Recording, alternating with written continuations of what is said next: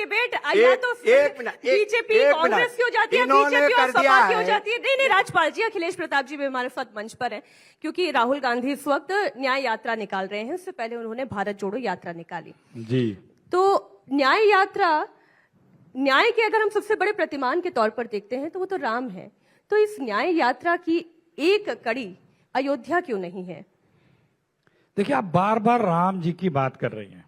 हम लोग राजनीतिक दल हैं, नहीं करें क्या? बीजेपी के लिए राम, मैंने कहा, राजनीतिक वस्तु है।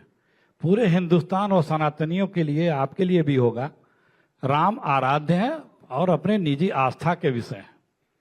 सरकार चुनी जाती है देश के राजनीतिक, सामाजिक, आर्थिक एजेंडों पे, और उसी की उम्मीद की जाती है सरकार से। ये भी एक लंबी लड़ाई थी, उस लड़ाई में कहीं बीजेपी नहीं थी। पालनपुर के अधिवेशन में स्पष्ट शब्दों में जब इन्होंने 89 में अपना प्रस्ताव 4 लाइन का पास किया था, तो उसमें लिखा था कि हम न्यायालय के किसी आदेश का पालन नहीं करेंगे, इस पे जो आदेश आएगा उसके अनुसार नहीं मंदिर मानेंगे। खैर, हम उसमें नहीं जाना चाहते।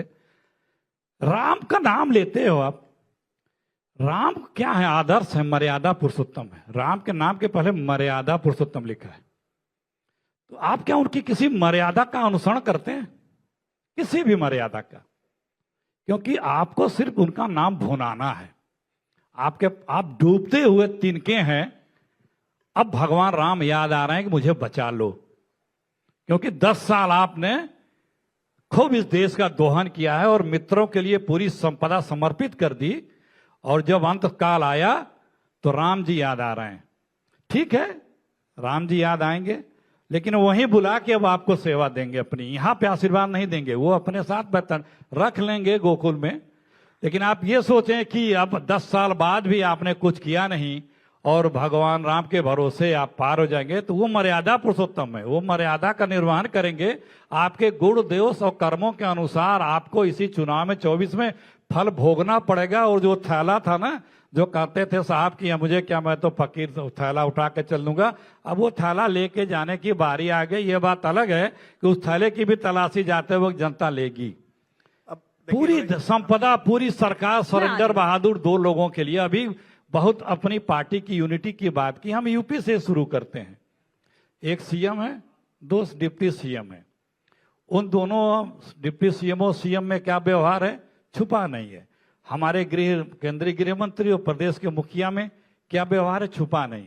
इसके पहले विधानसभा में सारे विधायक रात भर मुख्यमंत्री के खिलाफ विधानसभा में धरने पे बैठे थे। क्या पता है, तमाम इन लोगों के भ्रष्टाचार के आरोप, एक दूसरे को पत्र लिखते हैं, एक दूसरे की जांच के आदेश देते हैं।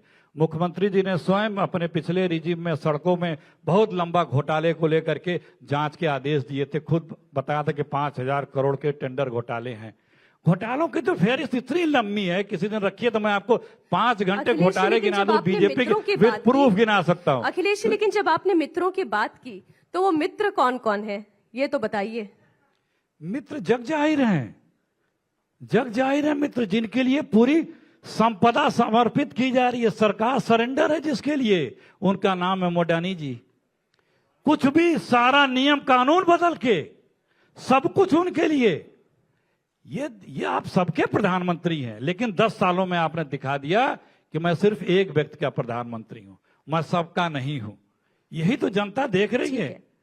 आप महंगाई पे आपने कहा था, मैं कुछ जनता से पूछूं, मित्रों आपको 15 लाख मिले ना, काला धन आ गया ना, गंगा मैया साफ हो गई ना, काशी की ऑटो बन गया ना, 100 स्मार्ट सिटी बन गया ना, डॉलर धरातल पे आ गया ना, 2 करोड़ नौकरियां मिल गई ना, तमाम लंबी फेहरिस्त है। ठीक है, इनका उच्चारण भी कोई भाजपा नहीं करता आज के तारीख में। अखिलेश जी, चूंकि जब आपने मोडानी बोला तो एक खबर स्क्रॉल करते करते मेरे नजर के सामने आ गई।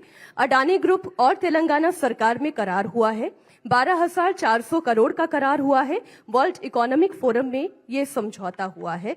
तब मैं क्या बोलूं, अब इसकी राजनीति कितनी है जी, मैं इसका जवाब दे दूं या व्यापार कितना है, जब जवाब दे दूं। किसी भी व्यापारी के खिलाफ हम कांग्रेसी लोग नहीं हैं, लेकिन किसी एक व्यापारी के लिए आप सारे नियमों को बदल के सिर्फ उसको लाभ पहुंचा दें, बात दरअसल में ये है। आप करो व्यापार, हम लेकिन अगर स्वागत वो करते व्यापारी- हैं। आप सर, व्यापार करिए, सर, अगर वो कारोबार करिए, हम व्यापारी आपको स्वागत करते हैं। टेंटेड लग रहा है, सर अगर वो व्यापारी आपको टेंटेड लग रहा है तो उस व्यापारी के साथ आप अपनी सरकार में गठबंधन कैसे कर सकते हैं? टेंटेड व्यापार वो कैसे कर व्यापारी सकते हैं? नहीं है, वो सरकार सरेंडर बहादुर है, वो सरकार सरेंडर सरकार है।